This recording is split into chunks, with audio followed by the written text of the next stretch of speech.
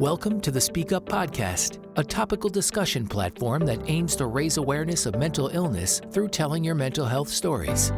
Do you want to learn how mental illness affects others in society? Do you want to be a part of spreading awareness and challenging stigma?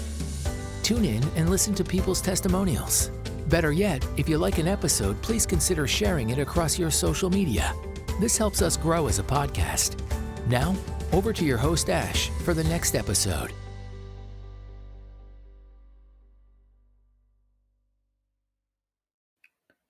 Howdy folks, and you listen to the Speak Up podcast. I'm your host Ashley, and it's season 3, episode 5. I'll be talking to you about my therapy experiences, the advantages and disadvantages of your options, and also towards the end I'll be giving you 4 different ways to find a therapist in the United Kingdom. So firstly, I'll start off by saying that my first therapy experience has been through the National Health Service in the UK, which is our health service for the country. It's free, so it's taxpayer funded. So that's one advantage. The second advantage is you are guaranteed a qualified practitioner. Now, the cons of that are that basically it's time limited, so you tend to get a varying number of sessions, usually 6 to 12 sessions of CBT, cognitive behavioural therapy. It's usually quite limited in that you're limited in what kind of therapies you can have, and there's usually a waiting list as well. So it is very limited, time limited, and also there's usually problems accessing the service because it's in such demand at the minute that there's problems accessing the service. Now, the advantages of going private are that there's a wider access to it. You're seen quickly. There's flexibility in the therapy in terms of appointments and things. You can get evenings and weekend appointments, and they're more flexible in terms of therapy types as well. So you can often find different practitioners for different things. So maybe one for CBT, one for psychotherapy, or different modalities. Basically, is what I'm saying. So there's more flexibility in going private in terms of appointment times and also therapy. And secondly, you're more likely to get someone that's more qualified as well, probably. The cons, obviously, is that it costs you money. But having said that, I found that in my experience, private practitioners operate on a sliding scale. So basically, it really depends on your means as to how much they charge. Some of them charge a discount. Some of them discount the therapy for those on a low income or out of work. The main con is the cost, more than anything, and also you've got to check the qualifications of the person that you're seeing because qualifications vary.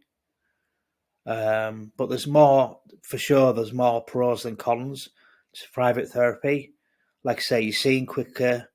There's more flexibility in appointments. There's no time limit as well, so you can have an unlimited number of sessions with your therapist, which is good. What I will say as well is that you build up a good rapport with your therapist in private practice because you see them more often. You can see them more often. Obviously, money depending, but you can see them more often, and the more you pay, generally the more qualified they are as well. So you can see someone who's a psychotherapist, someone that's a clinical psychologist. So yeah, there really is a flexibility in that basically. So we'll move on to the 4 different ways that you can find a therapist in the UK. The first one is obviously through the National Health Service, through a referral, through your GP, going to your doctor, your primary care doctor, and getting a referral through the NHS.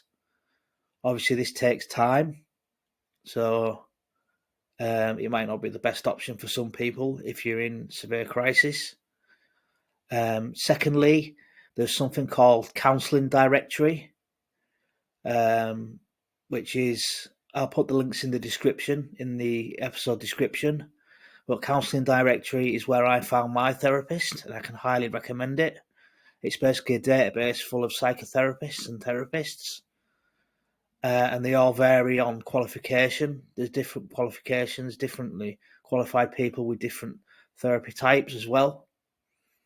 Thirdly is psychotherapy.org.uk, which is a website where you can search for psychotherapists. And finally, there is the British Association of Counselling and Psychotherapists, which is another database that you can access. I'll put all the links in the description so that you know, guys. But basically, that's another option for you on the table. So there's plenty of options to go private and to find someone privately. Of course, the best option sometimes might be word of mouth. So if you know someone that's going through therapy at the minute and they recommend someone, sometimes word of mouth is the best way of finding a therapist. I found mine online, and I've seen a few online, and they are quite good. And the good thing is that you can do it remotely as well. There's an option to do it remotely these days, which is good. Technology's enabled us to do it remotely, which is good. So yeah, guys, that's your options in terms of therapy and things like that in the UK. So I hope you found this video informative, and I shall see you next time for the next episode, guys. You guys take care. Bye-bye for now. You've been listening to the Speak Up Podcast.